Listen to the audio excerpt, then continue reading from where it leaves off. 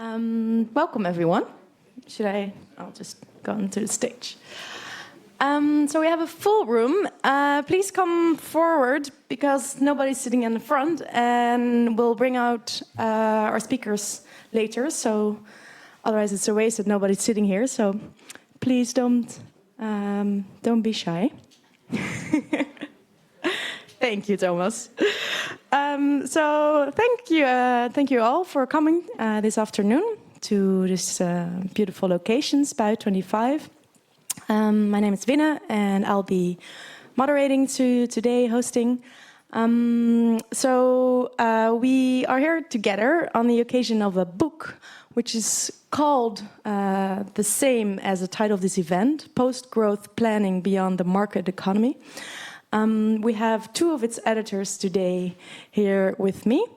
And so we'll start with the presentation from Federico. I'll get my paper. Oh, this is the book, first of all. So this is not a book promotion event. I had to say that from the editors. But of course, when you're inspired after the event, you can go to the desk there. There's a QR code, and you can find that will bring you to a webpage to buy the book if you'd like it. You cannot, unfortunately, already buy it in the book center over there, which would have been nice, of course.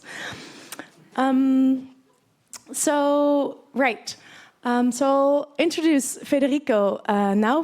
He will have a presentation of about half an hour to tell you a bit about where the book comes from, what the idea of postgrowth is, and how it relates to urban geography or urban planning. So about Federico Savini, he's an associate professor in environmental planning, institutions and politics at the University of Amsterdam. He's currently leading an international research program on degrowth, cities and the circular economy. His most recent publications include Postgrowth Planning, Cities Beyond the Market Economy, which is the one we are here gathered for today, edited together with Kim von Schoenfeld and Antonio Ferreira. Please take the mic, Federico. Thank you. Yes, does this work? Okay. So thank you, Winnie. Yes, it's not a book promotion, but I really suggest you to buy the book anyway. And hopefully at the end of my presentation, you will see why it's a good thing. Also, a lot of the material in the book is also online in different other forms of publication. So it's just good to look at this topic, I think. So there's been a lot of interest lately on the topic of post-growth and degrowth, right? In social media, in politics, at the European level, we see this word coming up very often. There are many words associated to it that are used frequently. Many of these words sound like, konsuminderen, krimpen, shrinking, austerity, recession, the Stone Age. Many of these words show a misunderstanding about the topic, or I would say also a deliberate attempt to ridicule the degrowth idea by maybe mainstream economists or existing power actors. So let me start saying one very clear thing. What is degrowth? A definition sounds like this. Degrowth is a planned downscaling of all activities that are environmentally harmful and socially alienating, starting from those that are less necessary for the well-being of humans and the environment. However, degrowth is also a planned increase of all activities that regenerate the ecosystem and improve social well-being, starting from the fulfilling of essential needs. And most importantly, this planned downscaling and increase needs to happen in a democratic and equitable way. So this is what degrowth means. Degrowth, in fact, is a project of socio-ecological justice. In a nutshell, basically, the proposal is to take from excess wealth, also where the excess environmental impact is generated, and to give where there is not enough to meet essential needs and good standards of living. And most importantly, doing that by regenerating the ecosystem. In fact, these two aims are very well captured by the famous donut of Kate Raworth that you see here on the right, which shows very clearly that we need to bring back the economy to the ecological ceiling but at the same time also meet the foundation of our economy, the social needs that people have, like housing or good health. Why is degrowth important today more than ever? The UN chief, the leader, Antonio Guterres, recently said that our current mainstream sustainability policies are leading us to a highway to climate hell. I guess he was citing ACDC, which is very good to do, I think, if you create urgency. Well, the point is the current mainstream policies are not achieving climate targets at the speed and scale necessary to meet the 1.5 degrees Celsius, let alone actually even the 2. It looks now that we are heading to 3 to 4 degrees. If we look at the figures of the results of the current years of sustainability mainstream approaches, we see the results, in fact, are not satisfactory. This image shows the growth of GDP, which is the amount of financial transactions in the global economy. It shows that there is a relative decoupling of the emissions of CO2, that's the green dotted line, so it means that CO2 emissions are in fact growing less quickly than the GDP.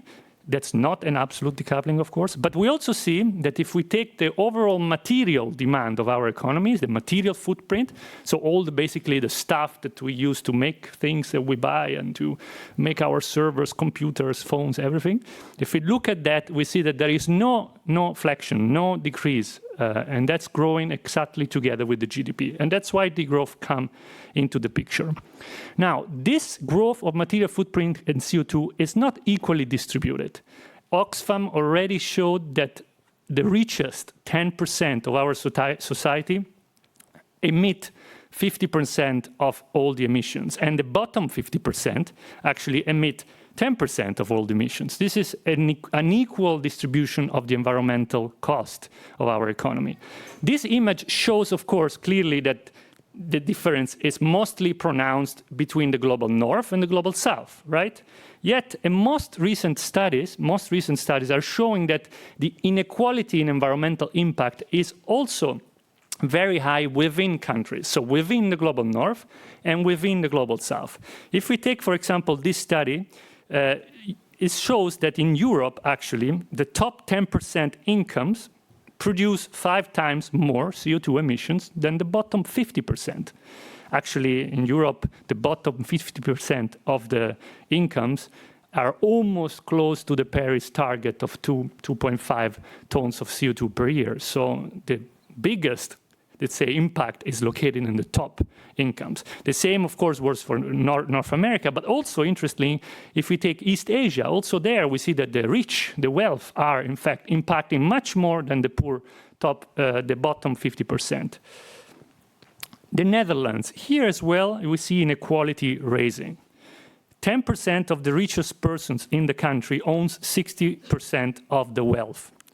We also see that the top 0.001%, according to a study published by the Volkskrant recently, has seen the largest and the fastest increase in their wealth in the last 25 years. In this image, you see, in fact, that the richest, in fact, social groups have been increasing their wealth the fastest. And with wealth comes environmental destruction. We know it. These are the data.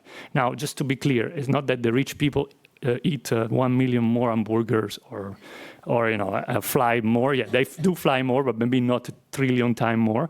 They impact through their investments. And the top 3 investments are energy and commodities, real estate, of course, and land, and of course also art. That's also one of the top 3 investments for the ultra-wealthy groups of our society.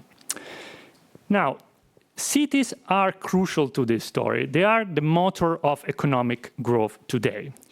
Already in the 80s, cities were celebrated as the engines of growth. Basically, they were considered the places where value and economic success was generated. In the 80s, of course, the tools of economic success was real estate, and the renewal of the city. The real estate was essential. Later on, for example, in 2008, Edward Glaser comes with another book that says that in cities where the ideas are that save the world and generate value are produced, ideas for the IT economy and the smart economy. Of course, I could mention also Richard Florida with the creative class. This was the idea that in cities we create economic growth. The result is that, in fact, the top 600 cities of the world collect almost 2/3 of the global economy, actually, but will collect 2/3 of the global economy by 2025. However, with economic growth, as I explained, comes also environmental demands. So we also know that cities globally cover only 2% of the whole land. However, they cover 75% of all the demand of materials and energy. So it's a big concentration of wealth and environmental resources. However, this picture is gonna worsen pretty bad, actually. We know that by 2050, urbanization, because the planet is urbanizing, will demand the double of the raw materials of today and will produce 70% more waste. Now, this is also not equally distributed. The figures are actually pretty interesting. In Africa, there will be an increase of 850% of materials for buildings. 850%.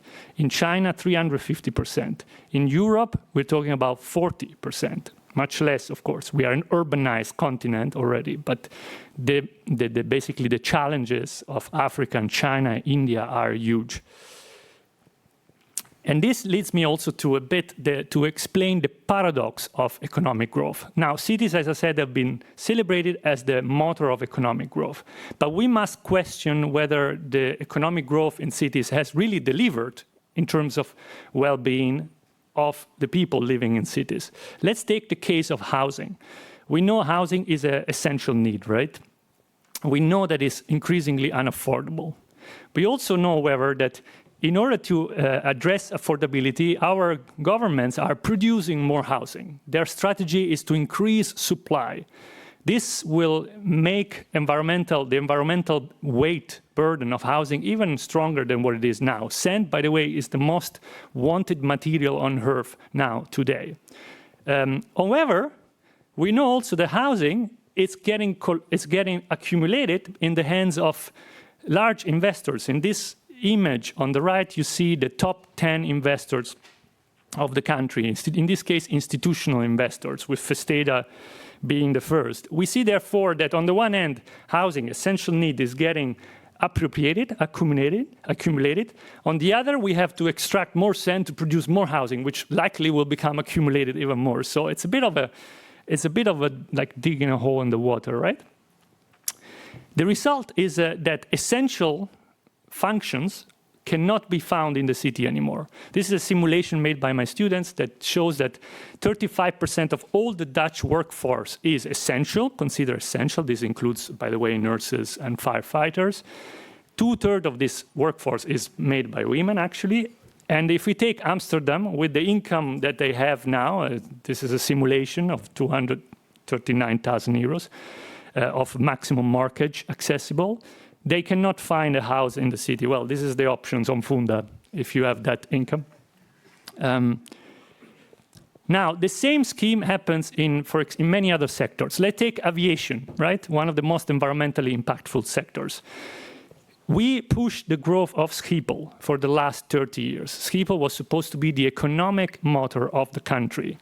The result of it, in fact, is that we heavily burned the region where Schiphol is located. In this map on the right, you see the environmental impact of Schiphol on the proximity of the area.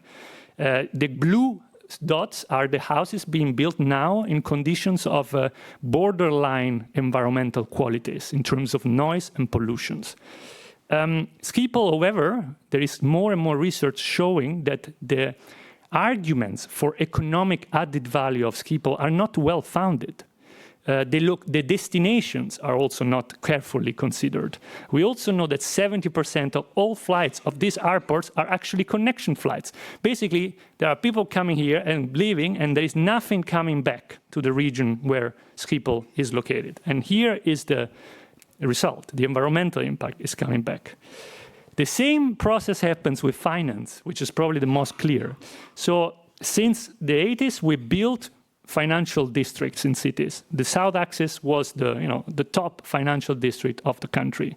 We did that because we knew there was a financial economy growing and we wanted to tap into that value. CBS, actually the CPB showed already in 2013 that the added value of these territories, these areas, is quite questionable.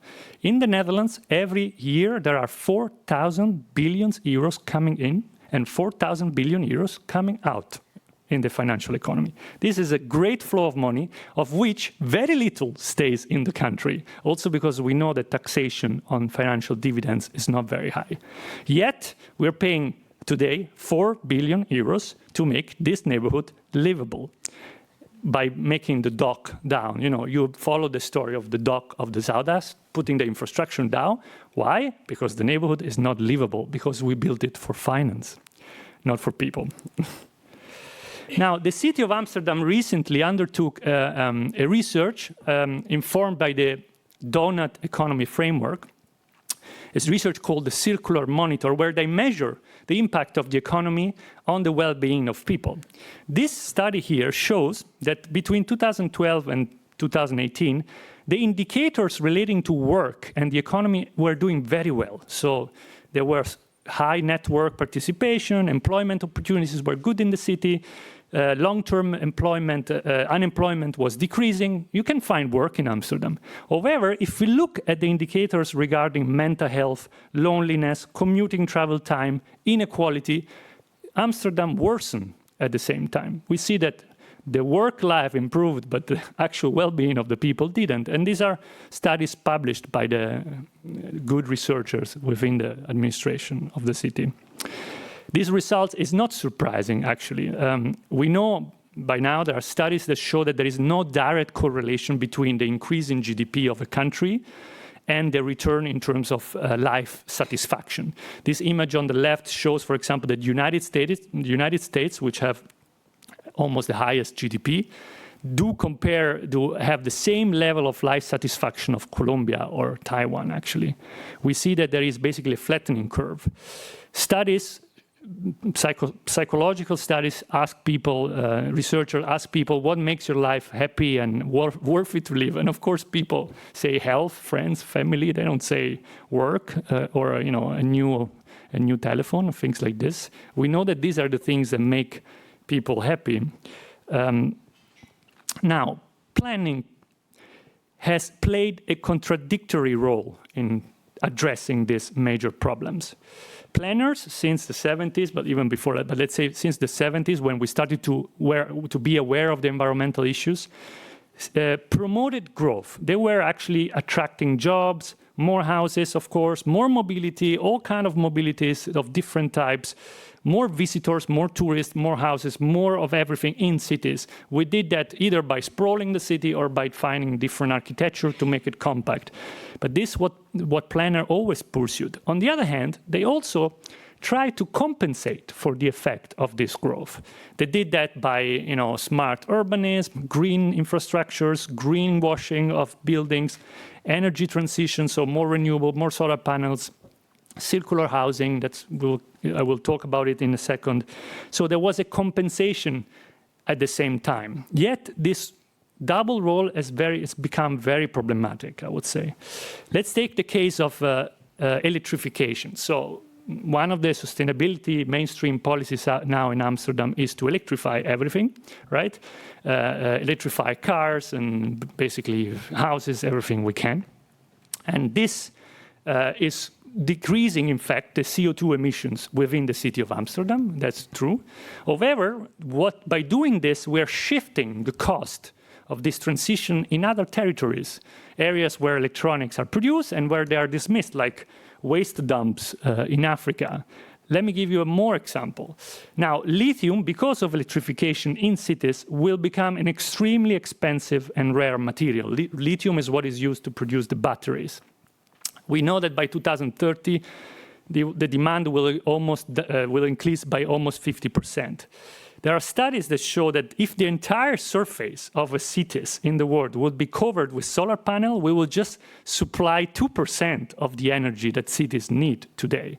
This also means that the space of the solar panels and the mines, by the way, of the lithium, will be more scarce. This problem is actually visualized in this image on the left here. This is a list of different forms of energy per land use, per megawatt hour. So they're listing the forms of energies that demand land usage, space, basically, somewhere. We see that the onshore wind, the wind turbines, are the one who requires the most, 250 square meters. So if you put a turbine, you have to consider at least 250 square meters around it. Yeah, no wonder that wind alarm in the city, in the movement against wind turbines in the city of Amsterdam, is pointing at the fact that these wind turbines will make also part of the city where we live now, having being directly affected by this wind turbines. By the way, solar panels are very good if they're put on roofs, but they are put on land. They also require a lot of land use. So my point here is not that renewables are bad. Of course, we need renewables. My point here is that if we continue assuming that the economy will grow, we will not have space for this renewable energy. And I'm not even talking about the lithium. I'm just talking about land use here. And think about the implications of this for a country like the Netherlands, highly urbanized and very dense. So land use, it's also a big issue now, finding place for these renewable energies. Now, these contradictions of planning are becoming more clear by the day. In fact, just a few months ago, 2 months ago, 800 city employees signed a letter, a protest letter, to their government saying, look, the way you want us to get to the climate targets that you posed, it's impossible, it's too hard, we can't do it this way. There is basically a contradiction between the climate target and the approach that we're using to meet these targets. Other examples of this paradox is ecogentrification or greenwashing. Basically is the situation in which investments in green infrastructures, biodiversity or trees on buildings or nice walking paths, turns into an increase in land value which pushes away the lower incomes. This is also a modality that it's of greening that is really growth dependent. Basically, you invest only in the areas where there is a return on the investments, high housing prices. These two cases are taken from New York, the High Line, and the other is the very famous case of Milan, Bosco Verticale, vertical bush, which is basically a high-income luxury housing dressed up as a tree. So what is a post-growth approach to planning? How do we solve this contradiction? Well, I don't have a clear answer here, but I hope to give you a few indications. So first of all, a post-growth planning is one where cities and planners pursue well-being and equality directly and not as a result of economic growth. So we should let away with the idea that in order to be sustainable and to equal, we need to generate more growth. That's the first step. The second is to downscale and slow down the material demand of cities. So to have an agenda that is clearly targeting the downscaling of the material demand of cities and their footprint. Also, an agenda that is clearly geared to increasing the life quality of those that don't meet basic needs by redistributing from there is excess wealth and excess environmental damages. It would be nice to have a nice mapping of where this excess is located in order to redistribute. And finally, to generate an economy that is immaterial, or better, that it requires less material and less energy. And that's an economy of health, care, education, culture. This is an economy that is truly sustainable, in fact. It's not an economy of consumption. Now, the city of Amsterdam 2 years ago already published an environmental vision, an omgevingsvisie, 2050. In this vision, one of the 5 strategic choices is groeien binnen grenzen, to grow within limits. It's good pronunciation, yeah, thanks. So this strategic choice means that the city wants more jobs and more houses, but they don't want to expand, of course, that's not good, even though with the debate on the Oft-Grundstruktur now. That thing is coming back. But anyway, they don't want to expand. Well, the only way to get this target right is to change the economy of the city into one that requires less space and less materials. And that's an economy of healthcare, education, and culture. It's not an economy of international traveling and consumption of useless stuff. Okay, that's pretty clear. That's how you get this target right. Let's take housing. We will discuss more about that today, I think. But how does the post-growth agenda for housing looks like? Well, the post-growth housing agenda looks like this, I would say, in simple terms. To tax multiple properties, to tackle large investors, to avoid accumulation of housing in the hands of few in order to make it possible to meet basic needs. Of course, to invest in high quality, decent living. So this means new designs that allows to reduce the space per capita while maintaining high quality. There are designers and architects that are working on this right now. Using, of course, circular building designs and low-impact form of architecture with a lot of shared facilities. And, of course, doing this by increasing social housing, yes, but also forms of housing cooperative, of common property that allows, in fact, to generate this decent living, this high-quality, low-impact living. There are cases like this already happening there. But these cases are marginalized or getting in trouble, I would say, because they don't get the support that they need. On the left, you see the housing cooperative, the new made.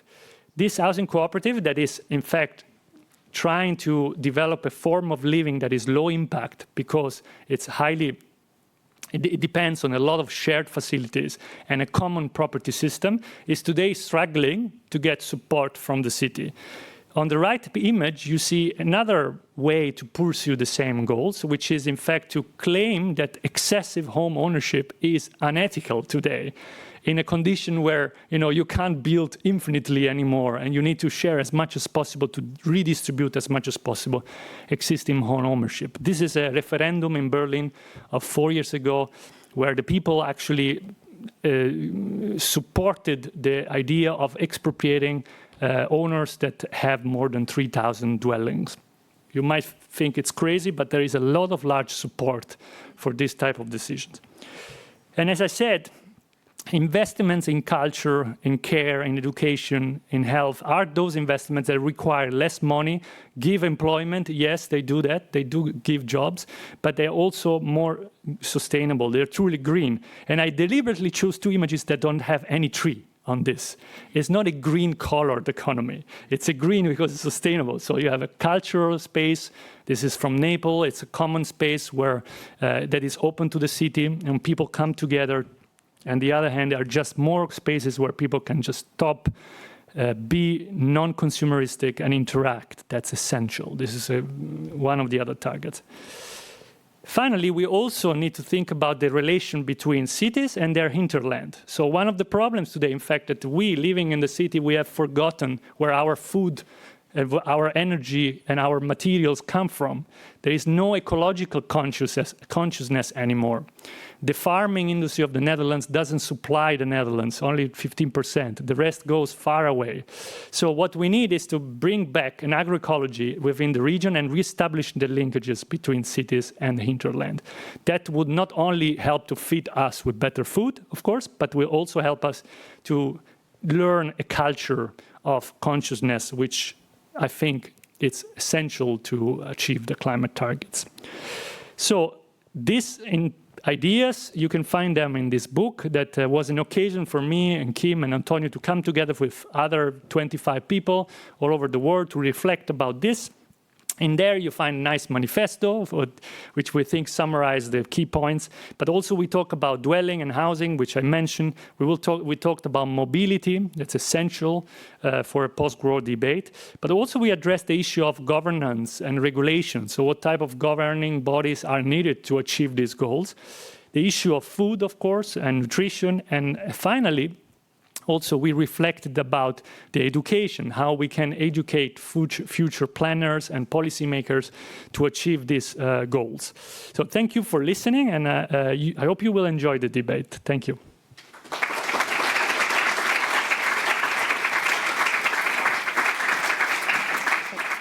Thanks a lot, Federico, for that very intriguing presentation. So we will continue with a discussion with some of the panelists, or with all the panelists that we invited today. They are all experts on this topic from different angles, and so we're very happy to have them today with us. So first I would like to invite Kim.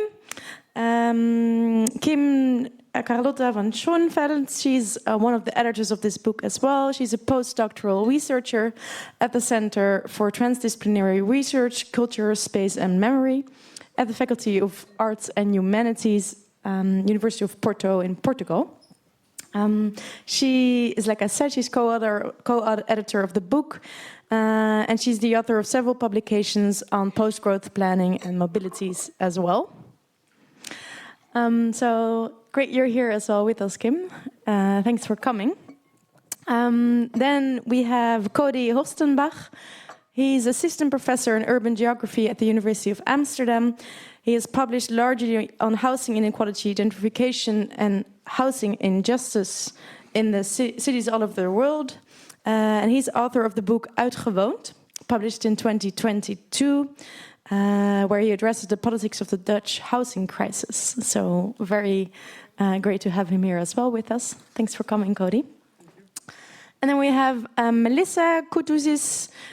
She's a housing activist and movement builder that co-organized Het Woonprotest and other housing protests in the Netherlands. She works at the Transnational Institute, mainly on transformative cities, which focuses on collectives that are building post-capitalist alternatives and have successfully campaigned for the right to water, food, energy, and housing around the world.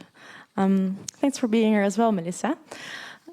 So yes, I would like to start before opening it in the audience and asking them to all their burning questions. I would like to first ask you a question.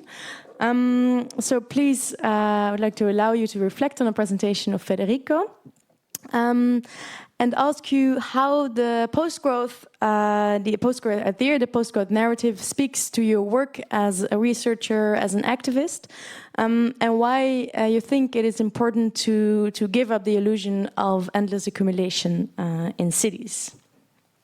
So please, Kim, first go ahead. Should I use yes. Hi, thank you, and thanks so much for having us. And here, we're really excited to discuss this topic as well with you guys. And thanks for the question. I have a bit of a mixed background, as you could tell from the very long name of the position I currently have in a center on culture, space, and memory. What is that? Everything and nothing, you could say, but it's really interesting, and it's an extremely transdisciplinary research center. And I've been, over the past year, actually delving into history and culture much more than I ever have. But my background is in human geography and planning mostly. And I really was kind of my personal motivation to look at this topic of post-growth had a lot to do with how do you really unite social justice and environmental sustainability, because in a growth discourse that seems an impossibility somehow, and it's not. And I think I've always approached different topics throughout my career and throughout my life, really, in a way trying to give an answer to that. How can we unite those things? And I think degrowth and post-growth offer some answers to that, at least some options. And I think Federico really nicely showed us that. So I'll leave it there for now. Thanks a lot. Yes, please, go ahead. Yeah, thanks for this opportunity to congratulate you on your book, both of you actually, and Antonio. Now, I think my expertise is in housing politics, and as you see, as the current housing politics is organized, for example, in the Netherlands, but in many other countries as well, it's based on the premise of growth. And of course, we need more housing units. That's something Federico has established as well. But the whole system, the current system can only go on if housing prices keep increasing. Homeowners can accumulate housing wealth. that's an unsustainable system. It's a socially unsustainable system. I mean, the average homeowner in the Netherlands owns 90 times, so 90 times as much wealth as the average tenant in the Netherlands. That's completely unsustainable from whatever perspective of sustainability you have. So I think we urgently need to address the current housing crisis we are in, but not by reinforcing the existing system, not by doubling down on the myth of home ownership being superior to renting, for example, not by relying on these big investors that want to have good revenues at the cost of livelihoods, but that we need to think of other ways to grow our housing stock through practices of care, for example, and the Nieuwe Meent, which is currently in a limbo, would be an example of this, I believe. So I think from a perspective of housing and housing politics, we could use a lot more of degrowth thinking. Federico already touched upon it, and then I'll give it to Melissa. But there was a recent study from the UK that showed if we are going to build all the houses we need in the UK to fulfill demand, by current standards, already that eats up our entire carbon budget. So then you couldn't do anything at all anymore. So getting enough supply using current day construction techniques and standards and materials whatsoever, it's impossible if you take the climate crisis seriously. Yeah, thanks for that. Melissa. Let's think what I can add to that. I guess thank you for this opportunity, of course. I guess for when we look at housing also in the Netherlands and kind of what it means to organize a housing movement and looking at a capitalist society that we live in now, thinking of alternatives to growth is essential. But also kind of how like the future of living will have to be different than how we live now.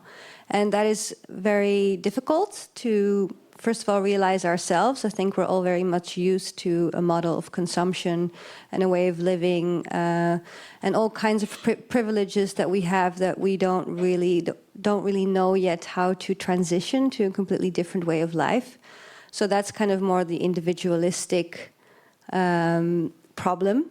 But of course, from a housing movement, we're always trying to look at those who are in power at the moment and kind of the bigger financial system, the financialization of housing, which can only exist within a capitalist structure. So in order to have a different way of living and also a different way of building, a different way of consuming, a different way of planning, it really means that we have to break with these capitalist structures, right?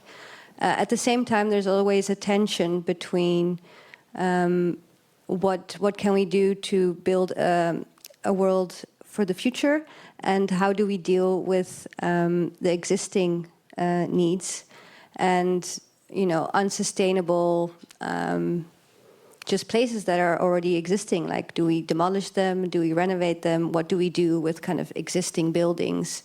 And that is also still very much a big question that I'm not sure that all cities are dealing with in the most sustainable way yet. Which is also a reason that the housing movement has to be, I guess, better integrated with the climate movement and have kind of a bit more holistic intersectional thinking about how this different world how we can actually build this different world together in order to survive, as a whole. Thanks. Thank you all for answering that question. So I would like to give the audience the opportunity to get into the discussion, to reflect, ask questions about Federico's presentation as well. So please, first, who dares to be first? In the back, we have Godelieve.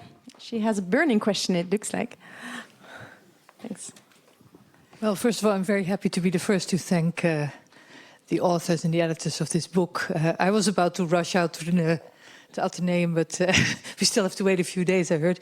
But thanks very much. What I wanted to know from the people who are very closely involved in the book, what were the most, let's say, contentious point of discussion that you had amongst yourselves as people compiling this? Because when Melissa was just talking about integration, I feel we're at a time when, you know, all kinds of things need to be thought up together collectively with much more integrated schemes. So what in your conversation was the toughest kind of challenges that you see ahead trying to do that?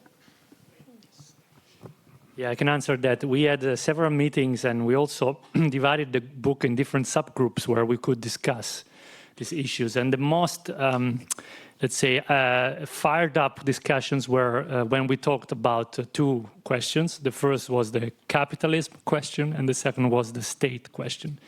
So the question is whether degrowth is compatible with the capitalist system was debated.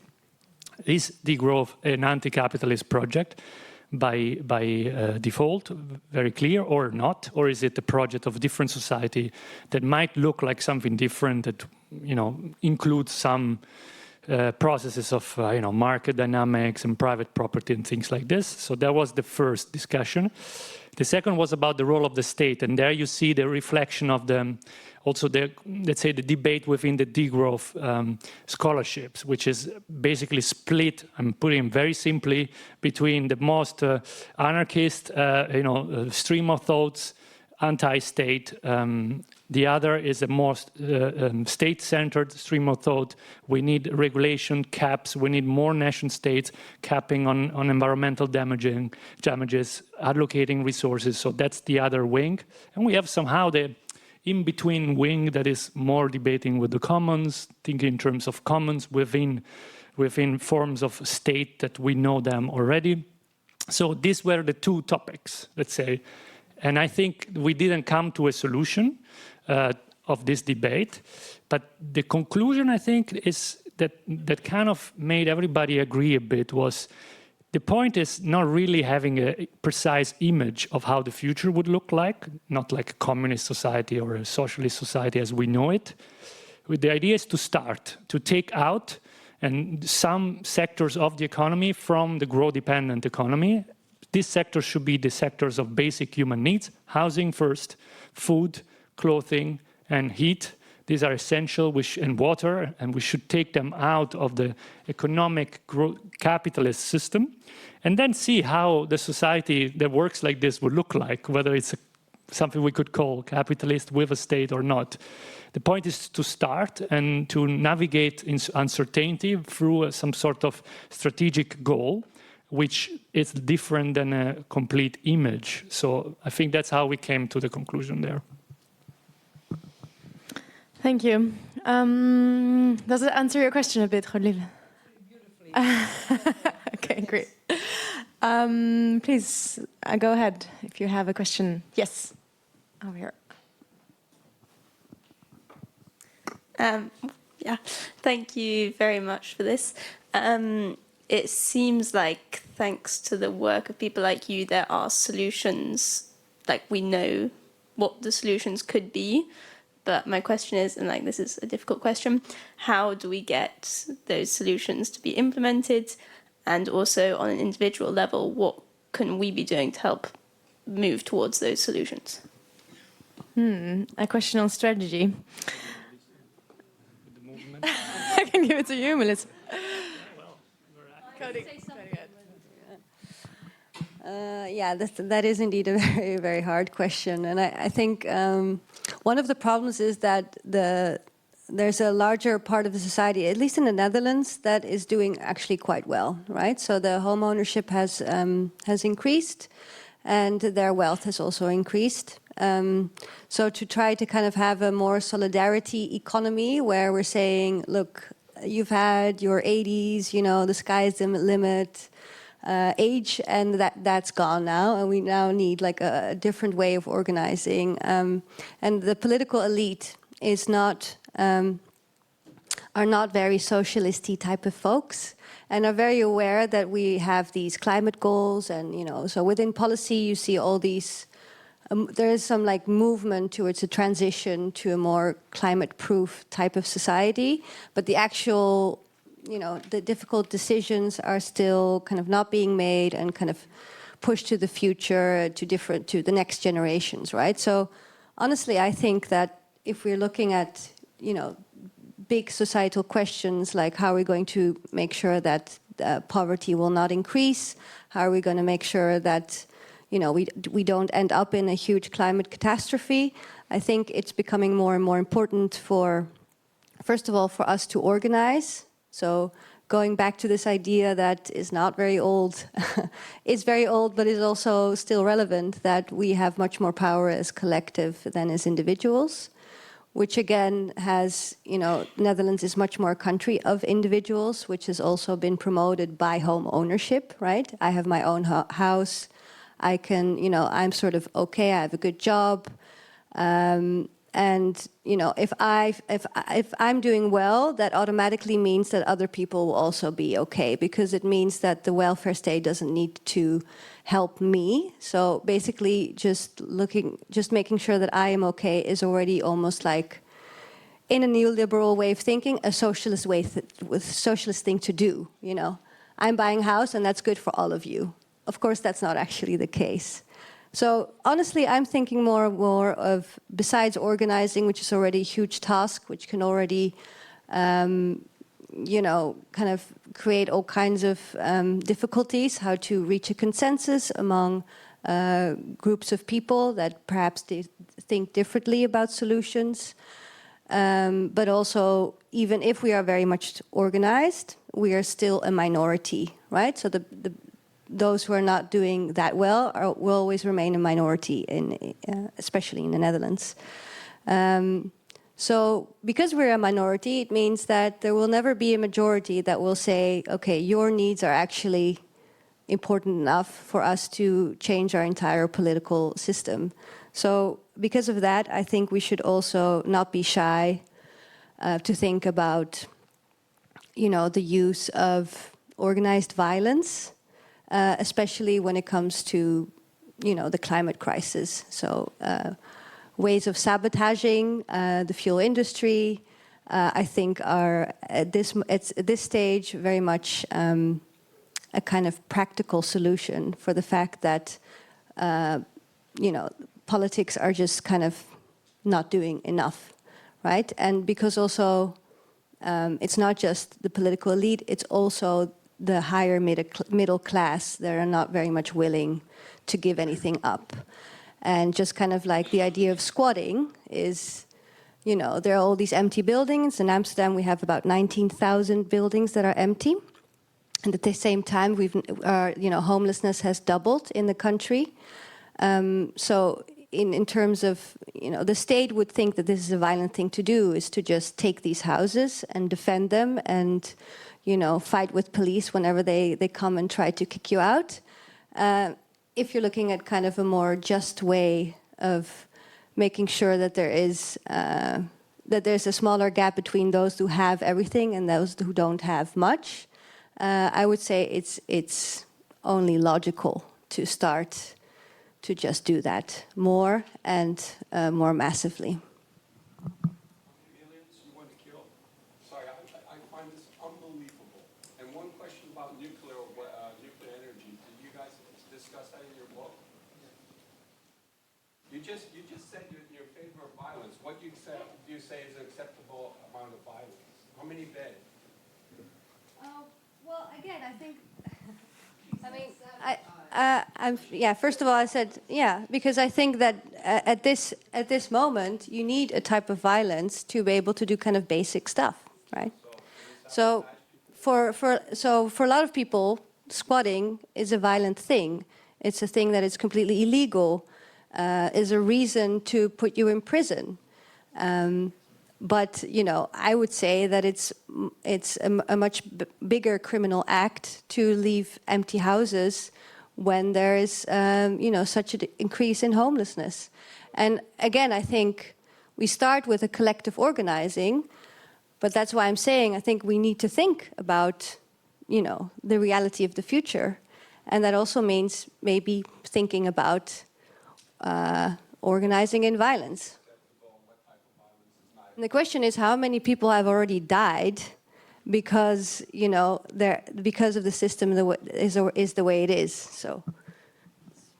Thanks. I have a question here. Yes. Hi. My question is about institutional investors in real estate. And I'm wondering about how you attribute the environmental impact of investments to the invested money and the investors behind it. And the investor, like the institutional investors, they have a fiduciary duty to their investors, and those are the pensioners. So those are all the people that are having their pension very soon or now in Holland. And on the other hand, my question is about single occupant homes, or homes that are occupied by one person. And it's never been as high as it is now. We live with only one person in a home, like in many homes in Holland. Could be a solution that we change fiscal rules, that people are sort of fiscally a bit more forced to live together and mingle a bit more like we used to do, to solve part of the housing problem? Thanks. It's a bunch of questions, I guess. I think I'm looking at you, Cody, a bit, because it relates a lot to housing policy. Yeah, thanks. I think these are two relevant questions, or maybe even more than two relevant questions. Now, I think when you're looking at institutional investors, and indeed many of these institutional investors are dealing with our pension funds. Federico showed the graph that Vesteda is our largest investor. They're using our pension funds. I think as a state, it's an idea I'm currently developing and thinking about. So if people have suggestions and want to think along, please do so. I think as a state, we should simply say, by 2030, for example, you're not allowed to invest anymore in expensive rental real estate with our pension funds or in unsustainable homes.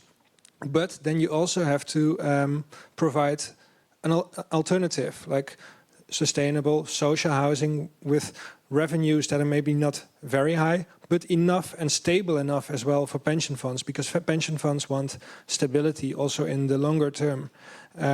And basically force them to invest, or not force them, but forbid the other thing and make this an attractive alternative to invest in sustainable, affordable social housing. And I think the question is a very legitimate one.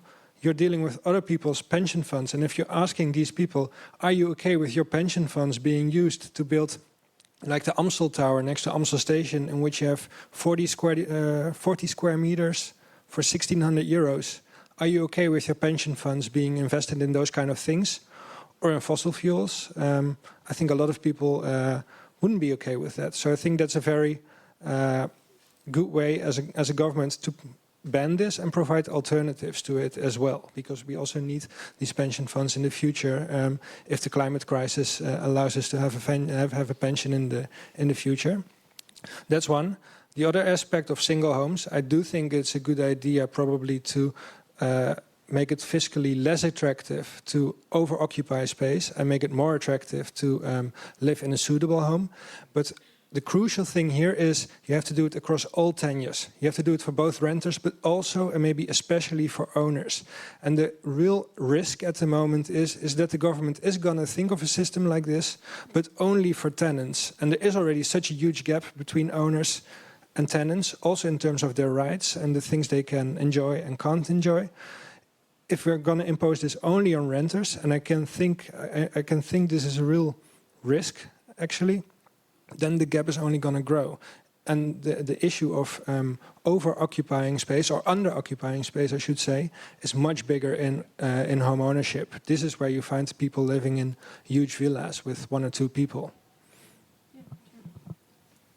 I would like just to give a few numbers about this. I mean, there is research who asked clearly, what is the decent amount of square meters, also decent amount of traveling, decent amount of food and water and heating for meeting climate targets today?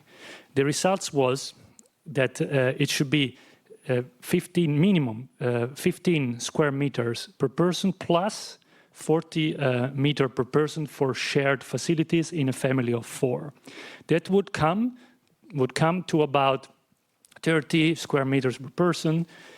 If you take these calculations and then you say whatever is above that gets taxed progressively. So if you have one household which lives in 300 square meters, that's a way excessive underuse of space, then you could progressively organize, modulate taxation for that. By the way, there's also the same research which shows what is the amount of thousands of kilometers per year traveling. And the result was about 4,000 to 5,000 kilometers per year. That means if you take one flight to another continent, you're already past your yearly traveling, in fact. That's quite challenging. But still, you could organize taxation and subsidy to transportation based on these exact figures. The same works for water, by the way. They also calculated that we can fit 40 liters of water per person per day, for example, as a minimum to meet fully, easily climate targets. Can I just answer the nuclear? Somebody said, oh, nuclear, right? No, it's important. I think nuclear is serious too. Of course, we can take it into consideration, but we will not build nuclear in the next 15, 20 years. We will be already underwater by then. And, you know, it's not viable. It's not speed and scale enough, and finding also the land necessary for the facilities for the waste. So I think instead of focusing our attention there or some fantastic carbon capturing systems that get CO2 out of the air, it's more utopic than actually degrowth. That's my impression. Right. I think the question over there was already raised earlier. Yes. Yes, thank you for all the suggestions you did and the book you made.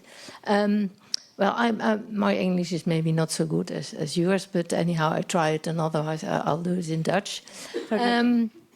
I worked for a physical planning agency a long time ago, but they abolished the physical planning agency, unfortunately.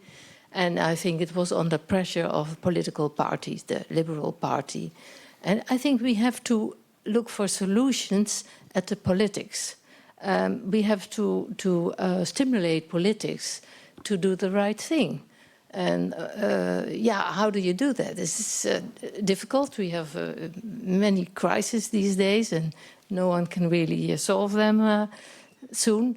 But I think, why don't you promote your book, for example, in the papers at Buitenhof? Buitenhof is a program that is very much, the politics are really looking at these programs. And try that, and try to stimulate that, and give the suggestions. I think that's maybe a better solution than revolution. Right. So on the matter of if we can leave the solution to this crisis in the hands of politicians, right? Somebody wants to reflect on that. I can make a start. I'm sure there's a lot to be said about that. Thank you. Well, we've been trying to promote the book to a certain extent among all kinds of people. I think that, of course, it calls for, or it calls to a certain group of people that is likely also to read it or to agree to at least some extent. So it's worthwhile. We should consider what platforms we might be able to engage with. I'm based in Portugal, and I've been trying to, encourage this topic at least among different groups as well. And I think that's important. But at the same time, I feel like politics and politicians are not the only actors that we should be kind of pushing. And I do think that the book having kind of both the chapters and also a manifesto, which is just 3 pages. Anyway. And then a glossary at the end. The idea is also to be able to speak to students that may later become politicians, for example. Try to alter the vocabulary that we even use to be able to get there. So that's one side. And on the other side, and I think that relates to several points that have been raised, I think we're increasingly realizing as human beings all over the world, and Europe is a very, very small part of that, that we as humans can do a lot of things that are very different from what we have right now, and we can do it now. Of course, there are systemic things that we cannot change, but I think there were great suggestions about, connect with the people that you know, that agree with you, that think similarly, and act in a small way for yourself, and do push for change among people that don't agree with you. I think there's a chapter here that I co-authored with Antonio, who's the editor that's not here, on mobility topics, but actually it's, in a way it proposes applying clumsy solutions, and I think the clumsy really kind of just indicates, it draws on ideas from Jane Jacobs saying that imperfection is actually a good thing, and on Dame Mary Douglas, if anyone knows that, her work on clumsy solutions. So we didn't make up the word, but the idea there is that you actually have different worldviews among people, and you're not just going to erase the ones you don't like. That's not how it works. So if we acknowledge that, then how can we create solutions that are imperfect for each one of them, but that address the issues of each to an acceptable extent in each step that you take? And then, of course, you still, I think, if you are convinced of something, and we here, I think most of us at least, are convinced that sustainability and, more just housing and general situation is needed, then we should, of course, push for that to be, really implemented. So I'm not calling for, just do it in your little circle, but at the same time, I think start there and acknowledge that other people might not agree 100% with you, but they might agree on little things, and use that. And that can go for politicians or anyone else. Yeah. Just to add on to this, and I think Buitenhof would be a great idea to go there, but one point I would also stress is that politics goes beyond party politics, and in terms of the housing crisis, I've been talking to politicians at the local level, at the national level, for many years now, and nothing ever changed until the housing protests by Melissa took to the streets, and then suddenly the message was received by these politicians, but by the same people in many cases. So I do think organizing from below is also a very good way to force party politics, or to encourage party politics, to phrase it more positively, to take a step in your direction. That's, I think, a very important point. Another point I wanted to make is beyond Buitenhof and mainstream media, if I can still call it like that. I do think it's important to develop also spaces for progressive intellectual debate. And this can be through books like these. I'm also very happy, for example, with the establishment of the Dutch version of JiaBin, the magazine. So because I subscribe to it, I don't have stakes in any way in it. But I do think it's very important as well to have like this fundamental intellectual debate with progressive ideals, that there's spaces for this. And I think books like these and the university in general should be the place to do so. It isn't always, but it should be at least. Sorry, but this question came twice. How do we get there, right? I just want to say, I'm asked that question several times. My answer is, there are two keywords, is performance and pressure. So you need to perform degrowth, of course, try to reduce if you can, but it's not up to you. It's not all about individuals. Pressure is what comes later or after or before even. It's pressuring collectively governments to undertake policies that take from excess. And the movements that are out there now, which are both environmental and justice movement, like the housing movement, it can be also an environmental movement because we can't produce housing forever. And environmental movements are also, equality movements for different social groups. These movements together can pressure government to undertake a politics of limits, in fact, taxing everything that is overshooting, everything that is too much. I mean, Shell made 29 billion profit last year. I mean, what the fuck? I mean, 29 billion profits. And, BP the same. This is successful. There is this philosophy stream called limitarianism of a colleague in Utrecht, Ingrid Robbins. And they asked people, what do you think is excess wealth? They said 2.2 million euros. It's extremely low, by the way, if you take the overall wealth. So the population of the Netherlands, at least a sample of it, thinks that owning more than 2.2 million euros is excessive.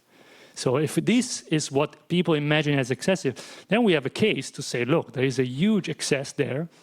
It's not ethical anymore today to have such an accumulation because we're living in a planet with limits that are coming back to us under the form of pandemics and floodings and stuff. So why not tackling that? So I'm looking at the time we have. Again, Godlieve, I would like to give somebody else the floor. Yes, over here. Hi. First of all, thank you for the presentation and thank you for your reflections so far. I'm really glad you mentioned Shell because Cody just mentioned that universities should be the place where you can reflect on this. I would like your reflections on the recent occupation and the way that was dealt with by the CVB calling the MA to evict the occupation within the same day, and also the ties that the University of Amsterdam has with Shell in terms of internships and research projects and that kind of stuff. Thank you. All right. Maybe we take another question that, if somebody has a question that relates to that, we can bundle because we do have a lot of questions. Somebody has a question that relates to it? Godlieve? Related to the prior conversation. Right. So very briefly, as a hopeful note, I've personally been involved in organizing a series of ateliers called Possible Futures of Europe recently, where my strong final conclusion after half a year of doing this was there is a fantastic amount of energy out there with a lot of very good people, also in these so-called more leisured classes, who are in a state of confusion now about how things are moving and also willing to move, and not only in terms of greenwashing. So I actually think this is the moment. And there's probably more people than just the frontline fighters in all of this. There's actually a lot of opportunity because of the levels of uncertainty. And there are people who are willing to reconsider, but what they might need is these spaces that you're talking about, where quietly and without finger pointing and simplistic polarization, people get together. And if you can organize that, there's a lot to capture, I feel, out there. I mean, in our own country, but also, worldwide. Right. So treat politicians as humans as well. That's what I'm getting here. You want to reflect on that? Briefly on the university, yeah, of course. The university that calls the police to act aggressively towards its own students, I mean, that sounds crazy enough, right? Yes, they occupied a space which was, by the way, not a lecture space, stuff used daily from us teachers. So it was not disrupting any type of university activity. So not even talking to them, they went quickly on the removal. So if I was there, I would be critical on that. I mean, I'm critical of this behavior. Yes. In Barcelona, students did the same. They were not kicked out, and not immediately, and not with police. they actually came up with the conclusion that every student that enroll in the University of Barcelona should have a course about the climate crisis. Yeah, mandatory. I mean, this seems to be a more constructive solution. But yeah, that's the comment. And yes, if about the prefiguration, so imagining a different society, yeah, there is a lot out there. That's a good thing. There is a lot of creativity. We can make it. We are smart in a good sense as humans. However, this solution will get nowhere without the pressure. So without the movements, without the square, and without the collective action that brings these ideas to the politics and to the mainstream political arenas. That's my view. Yeah, just to add a bit to that, first of all, I agree completely on the protests. So investing in fossil fuels is bad, period, for me, at least. But in terms of also this imagination and imagining what we can do, I think it's also very worthwhile to look into history. That's something I've been learning more. I also don't come from a history background, but I've really been seeing, I've been reading, I've been talking to people, but I've also, and I was just talking to Federico earlier about it, but I found very inspiring the book, The Dawn of Everything. I don't know how many of you know it, by David Graeber and David Wengrow. Came out in 2021. And it's also really like what I drew from it, and there's many lessons to draw from it, but one key one is that people have always been as creative as we are now. There isn't a linear path in which now we are as creative as it gets, and before we were just slightly less creative and slightly less interesting, basically, and we just kind of developed forward. But instead, we have always experimented with a lot of different things, and if you look back in history at what humans have been capable and have been willing and have tried out to do, it's incredible. And I think we also can really, instead of focusing always on innovating, which I've also written about critically, but also just from the perspective of, okay, it doesn't have to be something never thought of, never imagined. It can also be something that has been done, but was discarded for some reason, that in that context, in that moment, it didn't work. Okay, so there must have been a flaw, but that doesn't mean it can't have a part that works and a part that's true. So I would really encourage people to also consider that historical part when you're looking for inspiration, at least. Right, and also on the myth that capitalism is a prerequisite for innovation, right? An important one, or creativity. Yes. Hey, thank you for the presentation. Super interesting. I really agree with your points about looking for people who share something in common, if not necessarily everything you're in agreement, but this path to political power of building broad-based coalitions and not alienating the people that we need to persuade, because that's how we bring the pressure to the politicians and that political power. I'd be really interested in all of your reflections on this idea of political fragmentation, because I feel like in planning in particular, this is something that comes up in that I feel like people often invoke Jane Jacobs, for instance, in this quest to bring decisions back down to the people and through processes like participatory democracy. But I mean, political science has also demonstrated quite strongly that in the case where we're in a system of growing inequality that suppresses political involvement, like people, when they're struggling to feed themselves and put a roof over their head and get to and from work, then they have less and less time and energy to put into politics. So I'd be interested in I feel like it comes up a lot in planning in particular, this idea that we should give more power to local governments, we should give more power to communities to participate in decisions. I think there's a tension there that I think is often not acknowledged, and I do think that the degrowth movement, or post-growth, also tends to push this as a solution, often involving people more in decision-making. So I'd be interested in your reflections on that. Good question. Well,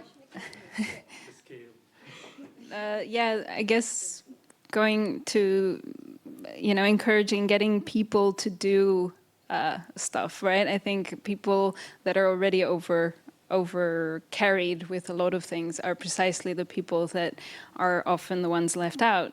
And that then the voices of those that need to be heard are the ones that aren't heard, and those that are being heard because they're able to talk in these participatory events and so on, they then get heard, and that gets perpetuated. I think that's it's also a topic I've worked on in other contexts, and I think it's really important to realize that there is a part that it's true you can't, and I think maybe that's related to this event. It's like a moment in time in which you're supposed to now make a different choice, or make there's a participatory event in which you're supposed to help planners of a city make a decision, and then in that moment you can give feedback, and the rest you can't, because you don't have access to that person and so on. But I think that degrowth and also the things we've been talking about are not necessarily about a person that has a busy schedule for whatever reason, is supposed to take more time out of that and give it to this, which would be great if they can, yes, do it. Otherwise, also just, I think there are different triggers that we can use as those people that I think are most likely perhaps to have a bit of that time, to trigger people that are not in that position to make daily choices that are different. So precisely in the way that those things that they do are organized, try to facilitate that they can be done in a different way. And then that can, I think, create chain reactions.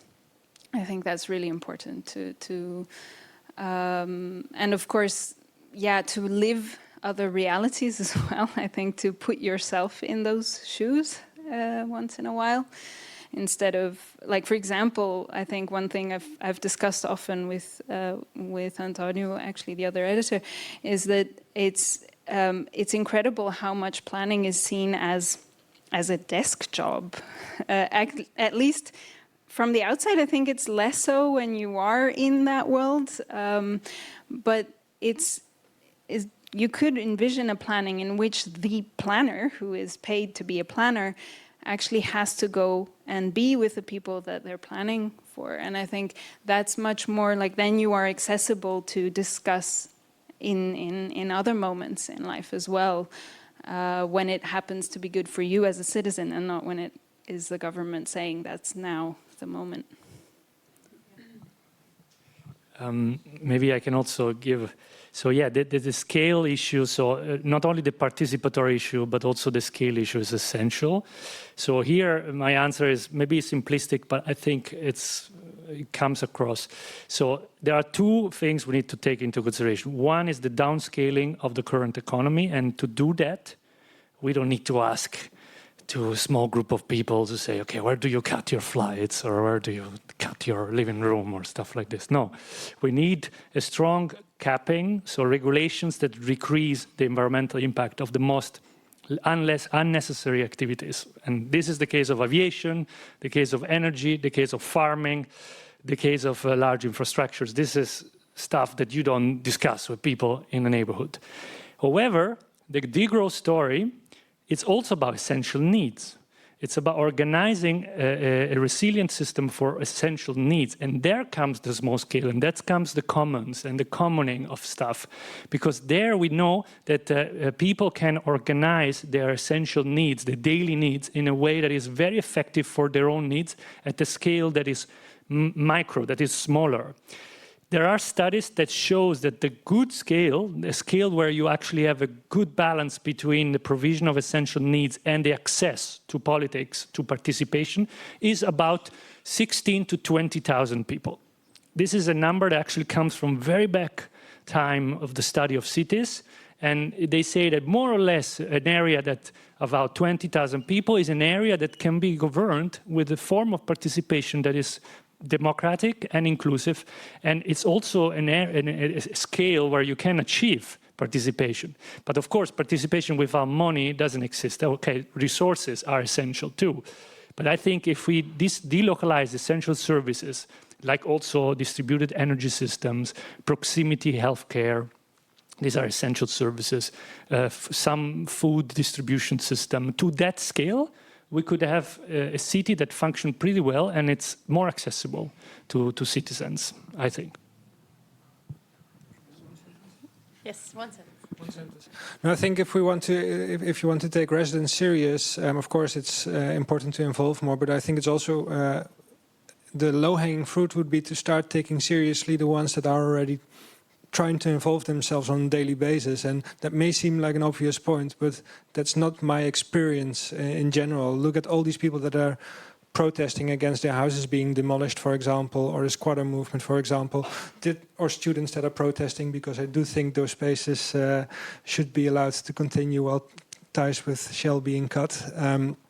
You see that those people that want to involve themselves can typically expect a hostile reaction, and that would seem like the obvious beginning point. So I think that would be an obvious but often forgotten element.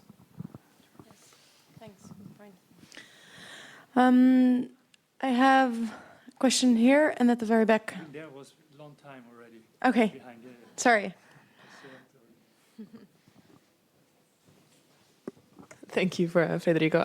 So there's at least one politician in the room today, so I can at least take your ideas forward here in Amsterdam. And thank you very much for your presentation. I'm looking forward to reading your book. So I'm here on the council in Amsterdam, and I had a question because in your presentation, I of course recognized a lot of the things that you were talking about. But one thing I was missing is our economic policy, because we talk a lot about economics, but then the whole circular economy, to my frustration, is seen as something for sustainability, while economics is nothing, just market economics. And so I was wondering if in your research or in the book, I can read it later, but if you've looked at anything of our economic policy. And maybe the second question is, I think, where we often get stuck, in my experience, is sort of how our whole financial budgeting works and how we're so dependent on all these foreign investors, and especially with our land policy, that we just seems to be, everything is dependent on every fund. And I still don't understand the budget after being on the council for a number of years. So if you have any solutions for that, I'd be happy to hear that. Yes, related. Yes, go ahead. How would you frame these arguments from an economic point of view? Not like the current model, so the Nordhaus model predicts sort of the financial impact that environmental damage will have, are not as catastrophic as some of these policies make it out to be. I'm not saying I disagree, it's just the economic argument, as she was saying, also has to be made to convince some of the people involved in the conversation. So how would you frame that side? Right.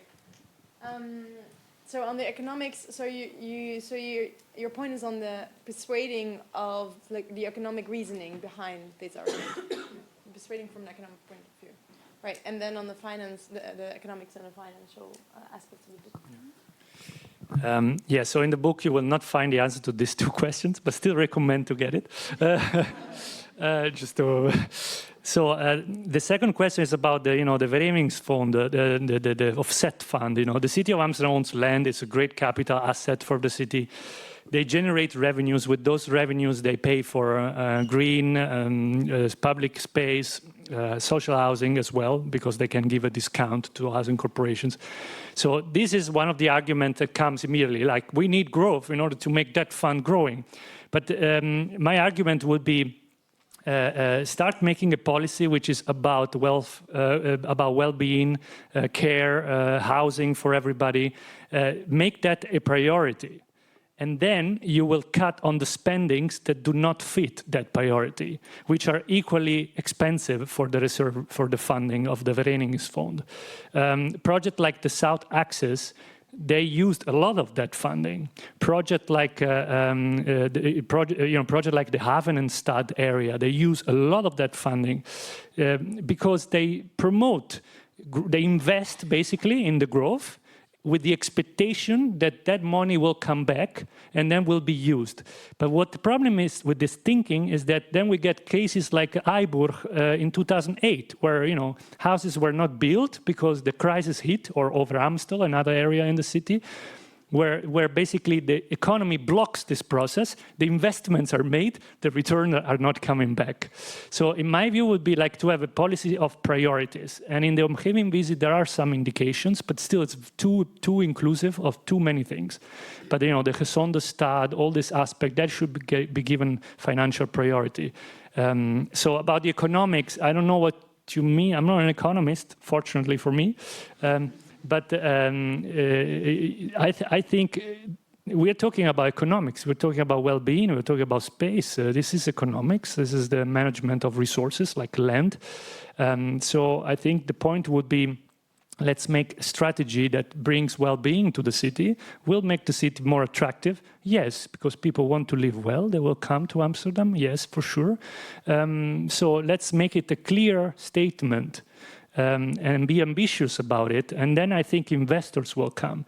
By the way, the elder man, Reinier van, the pronunciation, Danzig, sorry, he said it clearly in his recent statement. He said, yeah, Amsterdam is attractive for investors. So I don't see a problem there, actually. I don't see no problem. I don't see investors running away if we would invest in well-being in that sense. But that's my opinion. Thanks.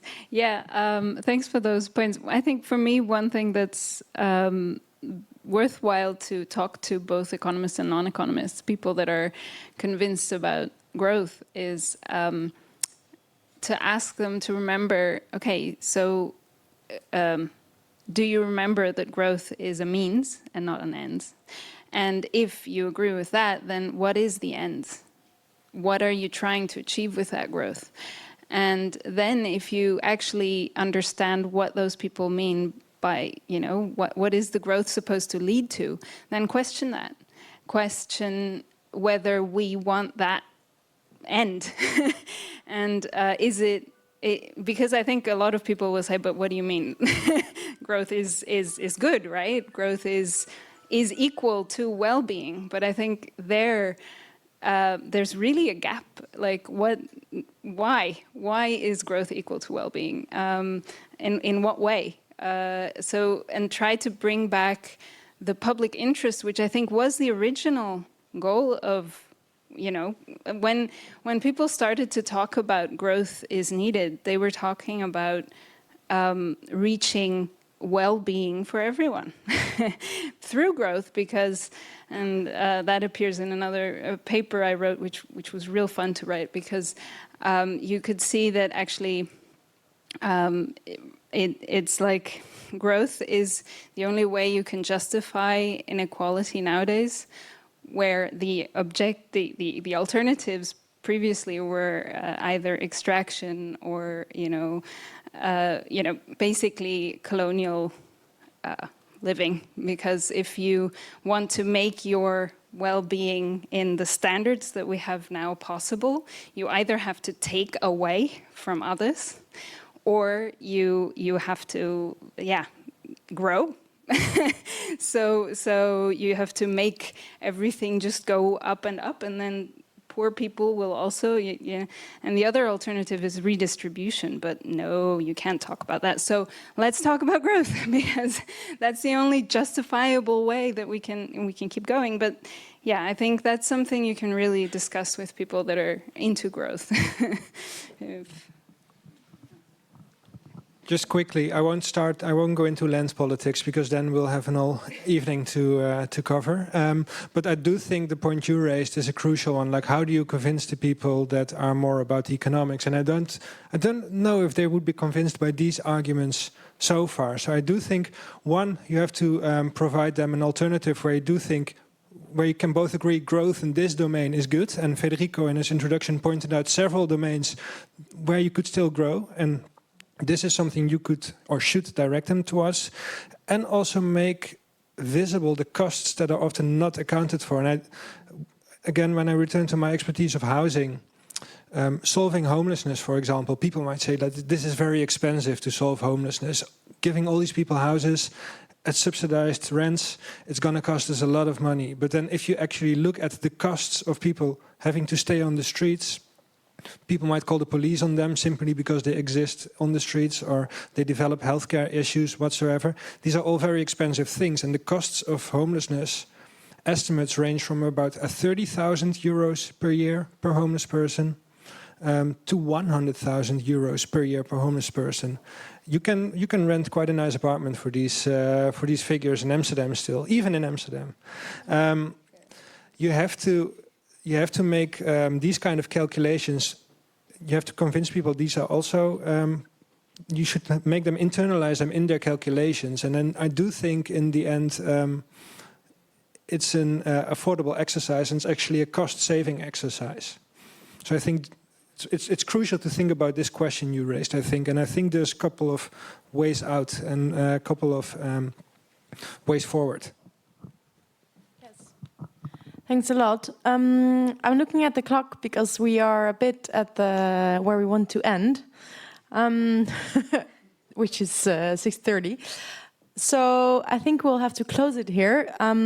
I feel we had thanks a lot for all your engagement and all your questions. I prepared a bunch of questions and I didn't have to ask any of them because you did that for me, which is great. So thanks again a lot for coming.